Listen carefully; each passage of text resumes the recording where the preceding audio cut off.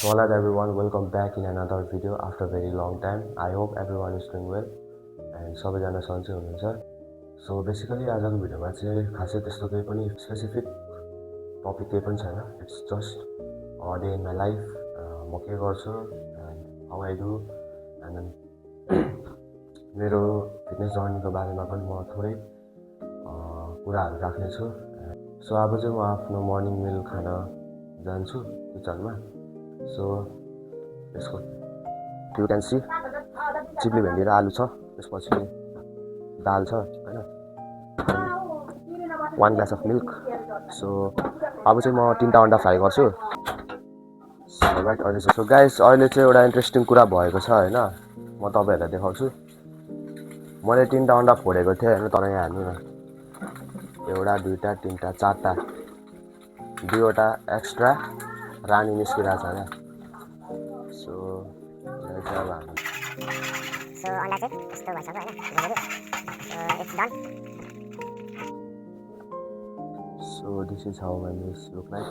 So talking about my fitness journey, मैले चाहिँ आफ्नो fitness journey when I was in class 8 त्यति बेला सुरु गरेको थिएँ र त्यति बेला म 37 केजीको थिएँ, धेरै नै स्किनी थिएँ. सो सबै बिगिनर्सहरूले गर्ने मिस्टेक मैले पनि त्यसरी नै स्टार्ट गरेँ आफ्नो फिटनेस जर्नी. तर मैले कसैलाई केही टिप्स पनि सोधिनँ. I was like self curious नै थिएँ. म जे गर्छु आफूले गर्छु र लक इन भएर गर्छु भन्ने नै थियो मेरो mindset. I use to search videos in my YouTube होइन. युट्युबमा चाहिँ म के सर्च गर्थेँ भने how to make six pack in 1 month 1 week त्यो टाइपले म सर्च गर्थेँ होइन. सो त्यो त्यति बेलाको कुरा चाहिँ आजभन्दा लगभग 2.5-3 वर्ष पहिलाको कुरा होला. सो यही रुममा गर्थेँ. अहिले मात्रै रेनोभेट भएको, लाइक यो बेड आएको होइन, पछाडि ब्याकग्राउन्ड चेन्ज भएको. सो खासै त्यस्तो चेन्ज त केही पनि छैन, तर यही रुममा हो मैले स्टार्ट गरेको आफ्नो फिटनेस जर्नी. मैले कहिले सोचेको पनि थिइनँ यसरी कन्टेन्ट क्रिएसन गर्छु र मान्छेहरूलाई मोटिभेट गर्छु अनि भिडियोजहरू बनाउँछु भनेर कहिले सोचेको थिइनँ. यसरी म प्रोग्रेस गर्छु, यतिको मेरो माइन्डसेट हुन्छ, यतिको प्रोडक्टिभ हुन्छु भनेर कहिले सोचेको पनि थिइनँ होइन. It was all about journey. जर्नीले मलाई के सिकायो र मैले के सिकेँ, that will always matter. So हजुरहरू पनि कुनै पनि काम गर्नुहुन्छ भने एकदम डेडिकेटेड, एकदम कन्सिस्टेन्ट भएर गर्नु. अभियसली तपाईँहरूले रिजल्ट पाउनुहुनेछ. You might not see the result, तर त्यो रिजल्ट बन्नलाई एउटा सम तपाईँको हुन्छ नि, आज गर्नुभयो भोलि गर्नुहुन्छ, पर्सि निकर्सि होइन, महिना वर्ष, त्यसपछि तपाईँले त्यसको रिजल्ट अवश्य पाउनुहुनेछ कुनै न कुनै कुराको फर्ममा. So talking about my fitness content creation journey, मैले चाहिँ भिडियोजहरू हाल्न आजभन्दा 1.5 वर्ष पहिला नै स्टार्ट गरिसकेको. र सुरुमा त्यही त हो, टेम्प्लेटहरू हाल्ने होइन, टेम्प्लेट क्यापकटको टेम्प्लेटमा, त्यसपछि हल्का फ्यान्सी ट्रेन्डिङ सङहरूमा. सो फोटोजहरू भिडियोजहरू अनि आफ्नो ट्रान्सफर्मेसन. म त्यस्तै 55 केजीको हुँदाखेरि मैले भिडियोजहरू बनाउन थालेको. लगभग मैले कन्टेन्ट क्रिएसन जर्नी र फिटनेस जर्नी दुइटालाई सँगै लगेर चाहिँ मैले 10 kgs of muscle mass gain गरेँ. Currently I am 65.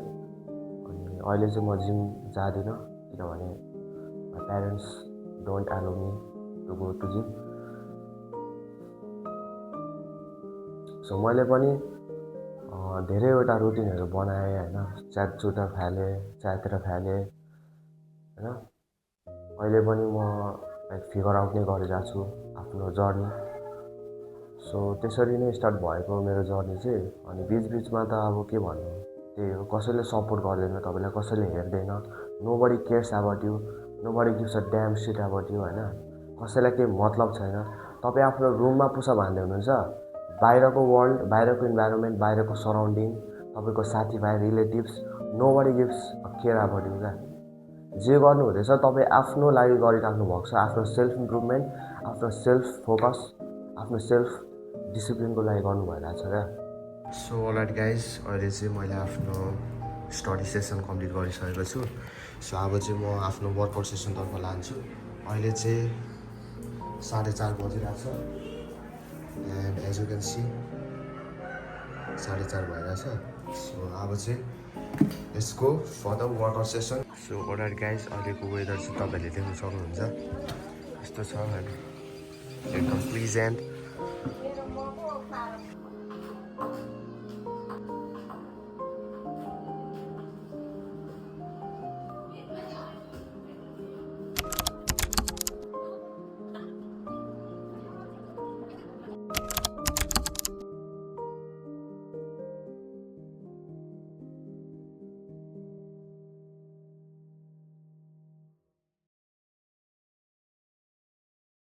All right guys this is my last meal of the day अनि यो खाएर चाहिँ म हजुरहरूलाई मेरो 9 to 10 सेसनमा भेट्छु जहाँ चाहिँ म आफ्नो ट्रेडिङ क्लास जोइन हुन्छु एन्ड देन हजुरहरूलाई पनि त्यसको बारेमा केही इन्फर्मेसनहरू दिन्छु है सो लेट्स गो